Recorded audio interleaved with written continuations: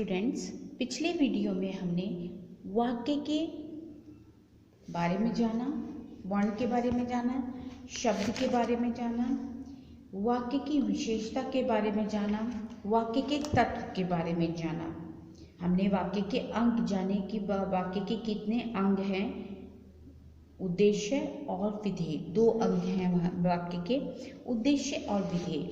अब हम जानेंगे वाक्य के भेद के बारे में कि वाक्यों का वर्गीकरण करने के दो आधार हैं, यानी वाक्य को हम दो भागों में बांटते हैं, यानी दो भेद होते हैं वाक्य के, रचना के आधार पर और अर्थ के आधार पर।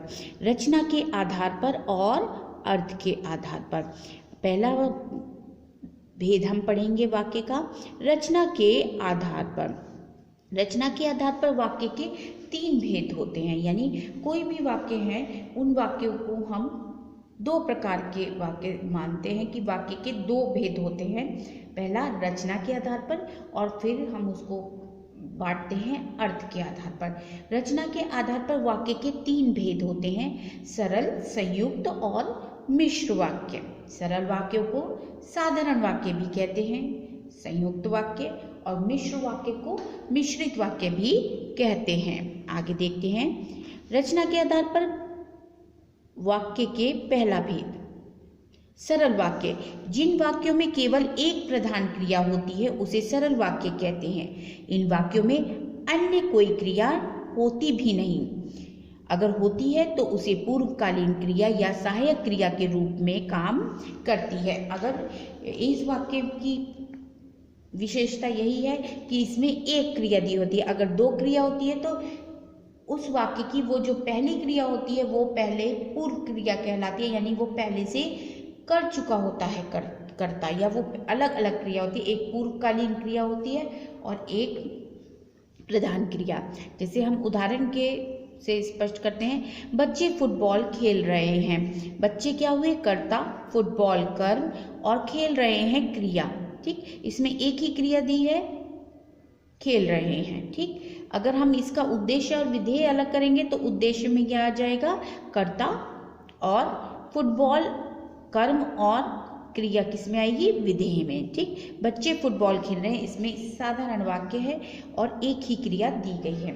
मैं नहाकर खाना खाऊंगा। मेन क्रिया, प्रधान क्रिया क्या है, खाऊंगा। लेकिन कैसे खाऊंगा, नहाकर खाऊंगा। पहले नहाएगा और फिर खाना खाएगा। ठीक, तो ये पूर्व क्रिया है सहायक क्रिया के रूप में कि खाना खाने से पहले वो नहाएगा। इसके अगर हम देखें, मैं नहाऊंगा, फिर दूसरा वाक्य मैं खाना खाऊंगा। इन दोनों वाक्यों को एक साथ जोड़ दिया गया है, मैं नहाकर खाना खाऊंगा। लेकिन इसमें दो क्रियाएं हैं, ये क्रिया पूर्व क्रिया कहलाएगी और ये प्रधान क्रिया कहलाएगी। लेकिन अधिकतर आप देखेंगे साधारण सरल वाक्य में एक ही क्रिया आपको दिखेगी।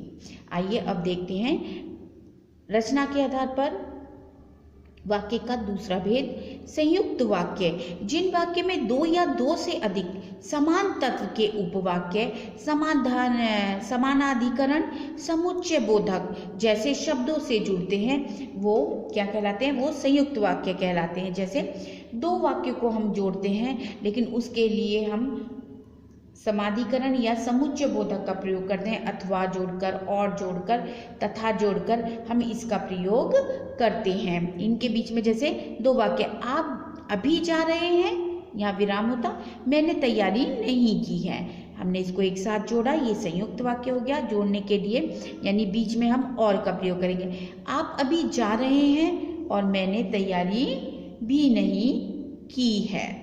यहाँ पर जो हमने जोड़ा है समुच्चय बोधक से हमने इसे जोड़ा है, या अथवा करके जोड़ेंगे, और अथवा, तथा ये करके जोड़ते हैं। यहाँ जहाँ दो वाक्यों को, यानी ये दोनों उपवाक्य हैं, ठीक, लेकिन इन दोनों को किससे जोड़ा है, समुच्चय बोधक से जोड़ा है, या फिर हम समाधिकरण से जोड़ते हैं। यानी दो वाक्य, अलग अलग वाक्यों को हम बीच में किससे, अथवा करके या तथा करके या और से हम इसको जोड़ते हैं। ये संयुक्त वाक्य के, जिन वाक्यों में दो या दो से अधिक समान महत्व के उपवाक्य हों और उन्हें हम समाधिकरण या समुच्चय बोधक से जोड़ें, वे संयुक्त वाक्य कहलाते है। आगे देखिए,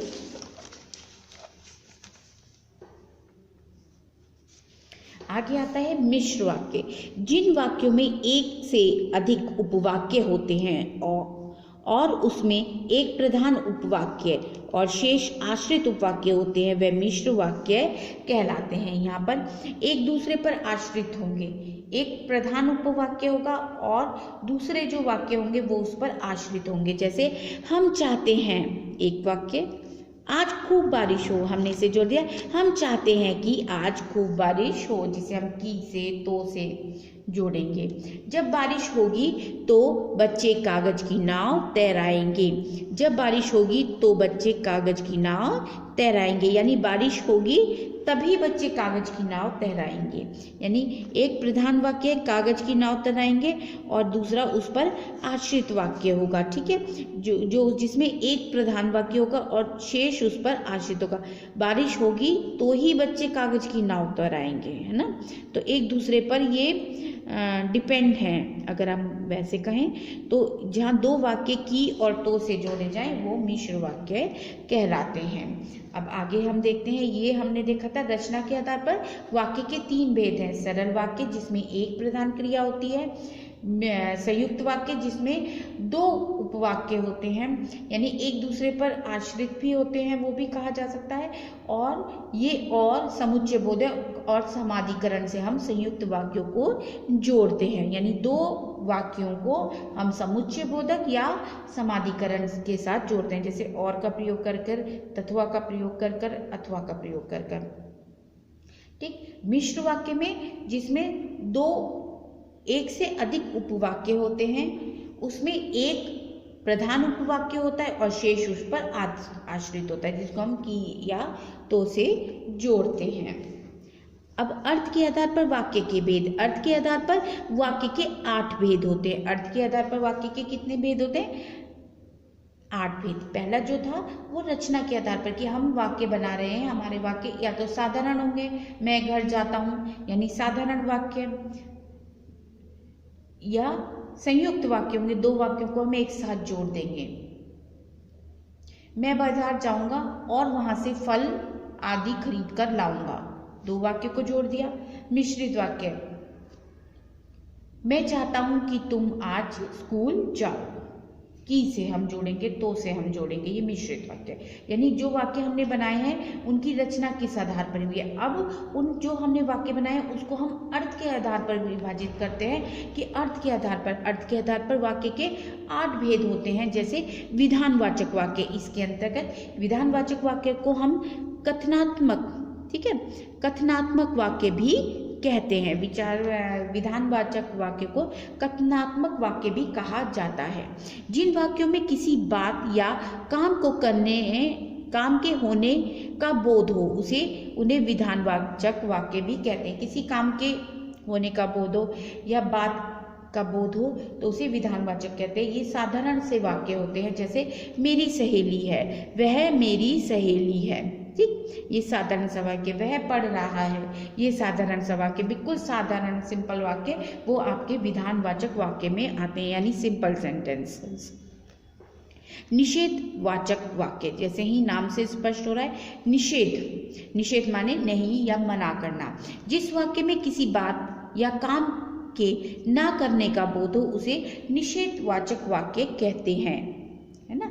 जैसे मैं आज नहीं खेलूंगा, मैं आज स्कूल नहीं जाऊंगा, ये नहीं, है ना। तो ये क्या कहलाएंगे? निषेधवाचक वाक्य या नकारात्मक वाक्य कहलाते हैं, ठीक है, जिसमें नहीं का प्रयोग है, ना का प्रयोग करेंगे। मैं आज नहीं जाऊंगा या मैं आज नहीं खाना खाऊंगा, ठीक है, तुम खाना नहीं खाओगे, तो ये भी किस में आएगा? निषेधवाचक वाक्य में आएगा, ठीक है। ये निषेध माने नहीं के लिए, यानी मना करने के लिए। अब आते हैं नेक्स्ट, प्रश्नवाचक वाक्य, यानी जैसे वाक्य से ही स्पष्ट, मतलब नाम से ही स्पष्ट है, प्रश्न। जिन वाक्यों में किसी कार्य अथवा विषय के संबंध में प्रश्न पूछने का बोध हो तो वे प्रश्नवाचक वाक्य कहलाते हैं। ये बहुत सिंपल, सरल और सभी बच्चे इसको हल कर देते हैं। तुम कौन हो और पीछे प्रश्नवाचक चिन्ह लगा होगा, तो सीधी सी बात है ये प्रश्नवाचक वाक्य है जहाँ पर कोई प्रश्न किया जाए किसी कार्य के संबंध में। आगे देखते हैं। अब हमारा आता है चौथा, विस्मय आदि बोधक वाक्य, यानी विस्मय, आश्चर्य। विस्मय का अर्थ होता है कि आप आश्चर्य में पड़ जाएं। जैसे जिन वाक्यों से आश्चर्य, घृणा, शोक जैसे भावात्मक आवेगों का बोध हो, यानी जो आपके मन को एकदम आवेग में ला दें। जैसे किसी चीज को देखकर आपके आश्चर्य का बोध हो, किसी का दुख देखकर आपको दुख का बोध हो, शोक का बोध हो, घृणा का बोध हो, ठीक है, तो इसको क्या कहते हैं? विस्मय आदि बोधक वाक्य कहते हैं। जैसे अरे इतना मोटा आदमी, कितना सुंदर दृश्य है, ठीक। लेकिन यहाँ पर जो कितना का प्रयोग हुआ, यहाँ प्रश्नवाचक चिन्ह नहीं है बेटा। के बाद ये आपका एक विराम, पूर्ण विराम और नीचे डॉट होता है, जिसे आप इंग्लिश में एक्सक्लेमेटरी मार्क कहते हैं, ठीक है। तो यही पहचान है विस्मय आदि बोधक की कि वाक्य अगर आपको पहचानने के लिए आता है कि इसके वाह हे ईश्वर, ये जो है विस्मय आदि बोधक का चिन्ह होगा। और उसके बाद जिस चीज को देखकर आप बहुत ज़्यादा आश्चर्यचकित हो रहे हैं, वो आपका विस्मय आदि बोधक वाक्य के अंतर्गत आता है। चाहे वो शोक हो, अरे कितना दुखी है, अरे के बाद आप क्या लगाएंगे? विस्मय आदि बोधक के चिन्ह लगाएंगे, ठीक। आज्ञावाचक वाक्य, जो वाक्य आज्ञा या अनुमति का बोध कराए। आज्ञा बड़े लोग देते हैं, उन्हें आज्ञावाचक वाक्य कहते हैं। आप चुप रहिए, तुम मत बोलो, ठीक। जो आपको कोई आज्ञा देके तुम यहाँ बैठो, तो ये कहलाते हैं आज्ञावाचक। जब आप वाक्य को पढ़ेंगे, उसके भाव को समझेंगे, तो आपको पूर्णतः स्पष्ट हो जाएगा कि ये किस वाक्य के अंतर्गत आएगा। इच्छावाचक, इच्छावाचक वाक्य जिन वाक्यों में कर्ता की कामना, इच्छा आदि का बोध हो, कि कर्ता की कोई कामना बता रहा है कि वो कुछ करना चाहता है, आशा का बोध हो, वे इच्छावाचक वाक्य कहलाते हैं। जैसे अब तुम आ सकते हो, ईश्वर तुम्हारा भला करे, यानी जो बोल रहा है वो आपका भला चाहता है, उसकी ये इच्छा है कि आपका भला हो जाए। मैं परीक्षा में उत्तीर्ण होऊंगा। इस तरीके के वाक्य इच्छा, जो इच्छा प्रकट करे, इच्छा की कामना करें, ठीक है। आगे संदेहवाचक वाक्य, जिन वाक्यों में कार्य के होने या करने में संदेह प्रकट होता है, वे संदेहात्मक वाक्य कहलाते हैं। संदेहवाचक या संदेहात्मक भी बोला जा सकता है, संदेहवाचक वाक्य कहलाते हैं। शायद वह कल मेरे घर आएगा, शायद कल वर्षा हो, तो ये वाक्य संदेह है, भ्रम है कि हो भी सकती है और नहीं भी हो सकती, इसीलिए ये क्या होगा? संदेहात्मक, संदेहवाचक वाक्य कहलाएंगे। अब अंतिम बचता है, वो है संकेतवाचक वाक्य। जिन वाक्यों में कार्य का होना या ना होना दूसरे वाक्य पर निर्भर करे, उसे संकेतवाचक वाक्य कहते हैं। ये है संकेतवाचक वाक्य, यानी पहला वाक्य दूसरे वाक्य की ओर संकेत करेगा। यदि वह आता तो मैं चला जाता, यानी ये दूसरा वाक्य इस पर निर्भर है कि अगर वो आएगा तो ये जाएगा, यानी संकेत है यदि वह आता तो मैं चला जाता। यदि तुम परिश्रम करते तो परीक्षा में अवश्य सफल होते। ये कहलाते हैं संकेतवाचक वाक्य, जिसमें दो वाक्य होंगे, पहला वाक्य के ऊपर दूसरा वाक्य निर्भर होगा। यदि तुम परिश्रम करते, यदि तुम परिश्रम करोगे तो सफल अवश्य होगे, यानी पहले वाले वाक्य पर दूसरा निर्भर है कि पहला होगा तभी दूसरा पूर्ण होगा। तो ये क्या कहलाएगा? संकेतवाचक वाक्य, यानी इसको संकेतवाचक वाक्य कहते हैं। ये आपका वाक्य विचार यहाँ पर आपके चैप्टर खत्म होता है। इसका बहुत अच्छी तरीके से आप इसकी दी हुई सभी डेफिनेशंस को याद करेंगे, वाक्य के अंक, वाक्य के भेद, ये सभी आप याद करेंगे।